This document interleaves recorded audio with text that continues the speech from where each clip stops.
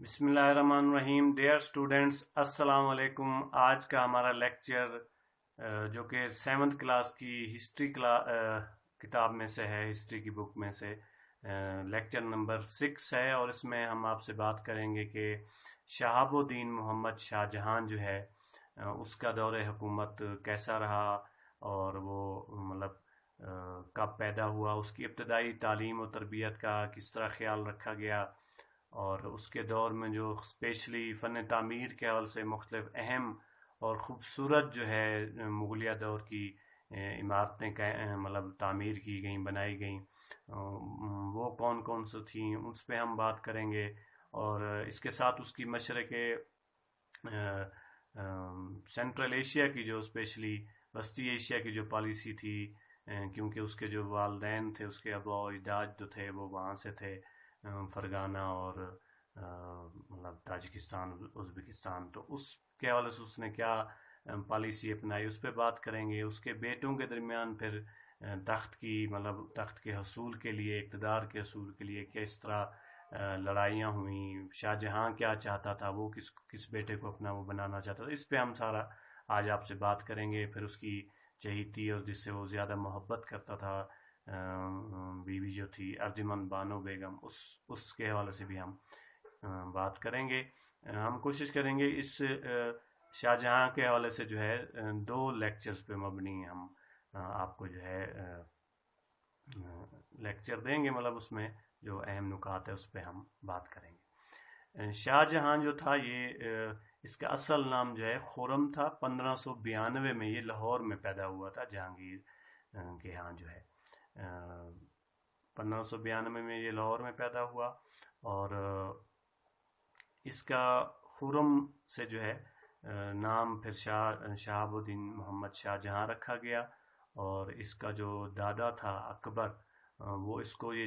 छोटी मतलब कम सिनी में ही, कम उम्र में ही, बचपन में ही इसको शाहजहां कहता था, मतलब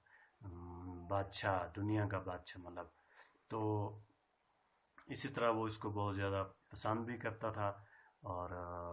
ये जहांगीर के लिए भी फेवरेट था, मतलब जहांगीर को भी इस पे बहुत ज़्यादा फ़ख्र था, और वो भी इसको अपना जानशीन के तौर पे देखता था। और इवन जो है उसने इसकी जो तालीम और तरबियत है वो उस वक्त के बहुत ही अच्छे उलमा और उस वक्त के अच्छे जो ज़हीन तरीन, काबिल तरीन असातिज़ा से उनसे उसने उनकी निगरानी में इसकी तालीम और तरबियत का ख्याल रखा। और शाहजहां ने भी क्योंकि बासलाहियत था और उसने बहुत सारा मतलब वक्त अपनी तालीम और तरबियत के हवाले से वो मुतवज्जे रहा, और अपने असातिज़ा को मतलब वो शिकायत का मौका नहीं देता था। और उसने जहाँ अरबी, फ़ारसी और मतलब दीगर जो उलूम थे उसमें चाहे वो इल्म अदब के हवाले से था या शायर व शायरी के हवाले से था, काफ़ी मतलब उसने अपने आप में दस्तरस हासिल की। वहाँ वो फ़नून हर्ब जो थे, मतलब जंगी उसको सीखना, मतलब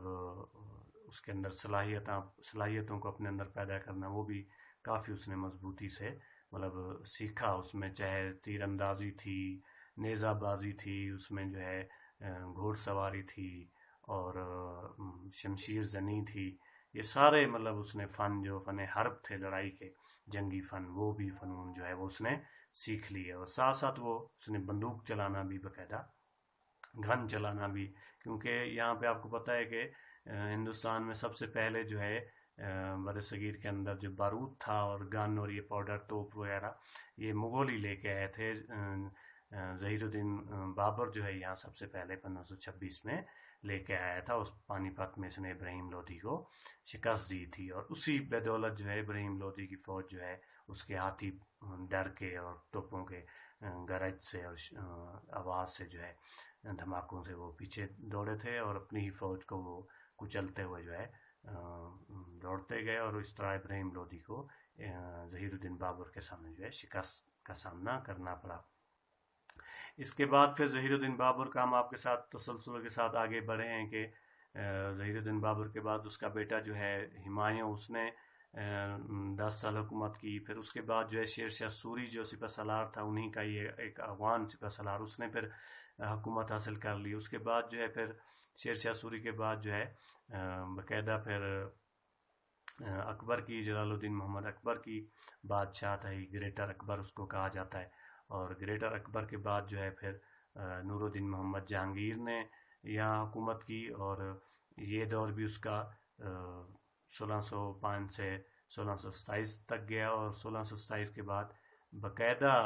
جو شاہ جہان تھا اس کو 1628 میں یہ حکومت ملی. 1628 سے شاہ جہان نے جو ہے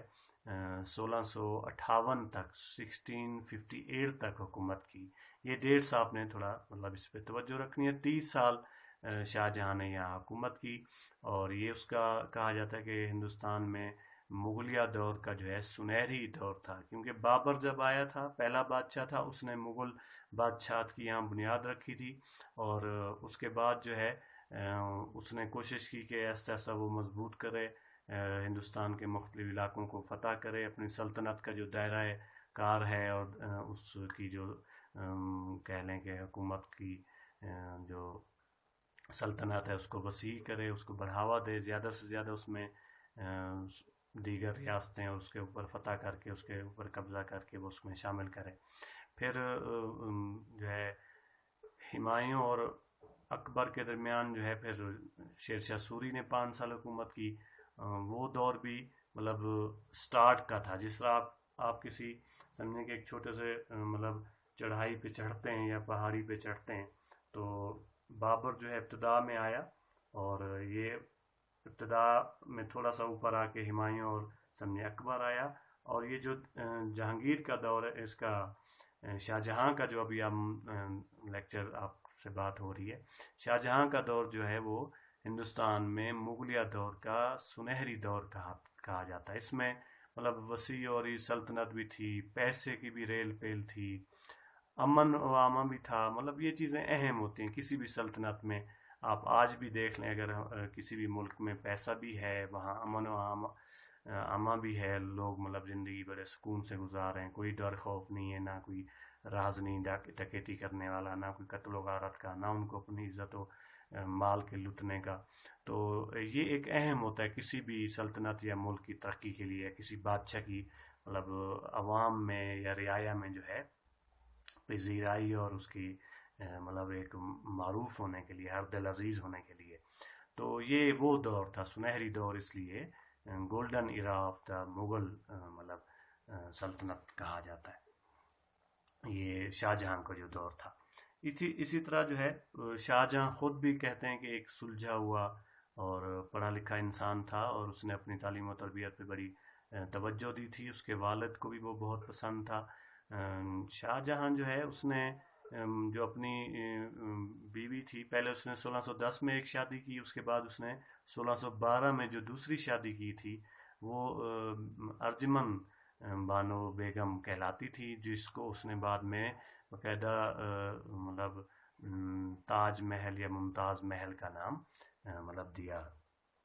اور اس ممتاز محل کے اس سے وہ اس کے نام کا اس نے ایک تاج محل بھی تعمیر کیا. اس سے بہت زیادہ وہ محبت کرتا تھا، وہ اس سے شادی کرنا چاہتا تھا. لیکن جو نور جہاں تھی، نور جہاں کی جو پہلی شادی تھی، اس سے ایک بیٹی تھی، مطلب لادلی اس کا نام مطلب ملتا ہے کہ وہ جو نور جہاں تھی وہ اس سے اپنی اس پہلی مطلب شادی سے جو بیٹی تھی اس کی شادی وہ اس سے کرنا چاہتی تھی. جبکہ یہ جو ممتاز محل تھی یہ اس نور جہاں کی بھتیجی تھی، مطلب اس کے بھائی کی بیٹی تھی، اور وہ اس وقت جہانگیر کا جو ہے شاہ جہاں کے والد کا جو ہے جہانگیر کا وہ وزیر اعظم تھا. لیکن کیونکہ نور جہاں چاہتی تھی کہ وہ اپنی بیٹی کو شاہ جہاں کے ساتھ بیاہے، اس کی شادی کرے، کیونکہ شاہ جہاں کا اس کو پتہ تھا کہ باصلاحیت ہے اور یہ نیکسٹ جو ہے ہندوستان کا جہانگیر کے بعد بادشاہ بنے گا، شہنشاہ ہندوستان کہلائے گا. تو جب وہ لادلی کی اس کے ساتھ شادی ہوگی تو یہ بھی ہندوستان کی ملکہ کہلائے گی. تو اس بہاف پہ پھر وہ اس کی شادی جو ہے اپنی بیٹی سے کرانا چاہتی تھی. لیکن شہنشاہ جہانگیر کے بارہا کہنے کے باوجود مطلب شاہ جہاں نے اس فیصلے کو ریجیکٹ کیا کہ میں بادشاہت کو اور ہندوستان کے تاج کو جو ہے وہ ٹھکراتا ہوں، لیکن میں مطلب ارجمند سے جو ہے ارجمند بانو سے شادی کروں گا، ممتاز محل سے۔ اور پھر بعد میں یہی ہوا کہ جہانگیر جب فوت ہونے لگا تو اس کی حالت بہت خراب ہوگی، نور جہاں فیصلے کرتی تھی اور زیادہ تر وہ امور سلطنت وہ چلانے لگی، اس نے شاہ جہاں کو جو ہے باغی قرار دے دیا، اور اس کے ارجمند کے جو والد تھا وزیر اعظم، اس کو قیدی قرار دیا، لیکن وہ آخر میں اپنے اس کے وہ کشمیر اور دیگر علاقوں کی طرف جو ہے وہ چھپتا اور پھرتا رہا اپنی بیوی ممتاز محل کو لے کے، ارجمند بانو کو۔ پھر اس نے اس کے بیٹوں کو اغوا کرا لیا، پھر آخری ٹائم میں جہانگیر کو ملنے شاہ جہاں مطلب واپس آیا، اور جہانگیر نے پھر نور جہاں کو جو ہے قید کرنے کا حکم دیا، شاہ جہاں کو شہنشاہ مطلب بنانے کا حکم جاری کیا، اور ساتھ میں پھر وہی ارجمند جو بانو تھی وہ ملکہ ٹھہری۔ تو یہ مطلب سلسلہ آگے بڑھا۔ فرض شناس تھا شاہ جہاں، محنتی تھا، جفا کش تھا، اور دیگر مطلب ریاست کے جو امن و امان تھا اس کے دور میں، نظم و نسق تھا، مطلب چلانے کے جو اس وقت کے طور طریقے تھے، اس کے انتظامی جو سمجھ لیں کہ اس کی سوجھ بوجھ تھی وہ کافی مضبوط تھی، خود بھی بڑا مطلب نڈر تھا، بہادر تھا، کیونکہ مختلف فنون حرب میں جنگی مطلب فن سے آتے تھے، اور کافی ساری جو ہے جو لڑائیاں تھیں اور مہمات تھی، جنگیں تھیں، اس میں جہانگیر نے اسے بھیجا تھا تو وہ اس میں فاتح ہو کے لوٹا تھا، اس لیے جہانگیر کو وہ بہت ہی پسند تھا، اور اس کی صلاحیتوں سے وہ خود بھی بڑا متاثر تھا۔ پھر اسی طرح جہانگیر کے مرنے کے بعد جب شاہ جہاں بادشاہ بنا تو اس نے اپنے دور میں، کیونکہ وہ ایک مسلمان بادشاہ تھا، تو اپنے دور میں اس نے بہت سارے اسلامی اقدامات بھی کیے، جہاں وہ دیگر مذاہب کے لوگوں کو کچھ نہیں کہتا تھا، مطلب ان کے ساتھ ایک اچھے اس سے پیش آتا تھا، لیکن وہاں وہ اپنے مذہبی جو رسم و رواج تھے اور مذہبی تہوار تھے ان کو وہ بڑی عقیدت اور دھوم دھام سے دربار کے اندر مناتا تھا۔ اسلامی جو سن ہے اور جسے چاند کا سال یا قمری سن کہا جاتا ہے وہ اس نے رائج کیے۔ اسی طرح جو سجدہ تعظیمی بادشاہ کو کیا جاتا تھا وہ اس نے ختم کر دیا، اور اسی طرح دیگر بھی بہت سارے مطلب اس نے اس طرح کے اقدامات کیے جو کہ اسلامی تقریبات کے حوالے سے وہ دربار میں منانا، یہ سب مطلب اس میں اہم ہے۔ تو پھر جب وہ بادشاہ بنا تو اس نے نور جہاں کو جو ہے دربار میں طلب کیا، اور اس کو اس نے سزا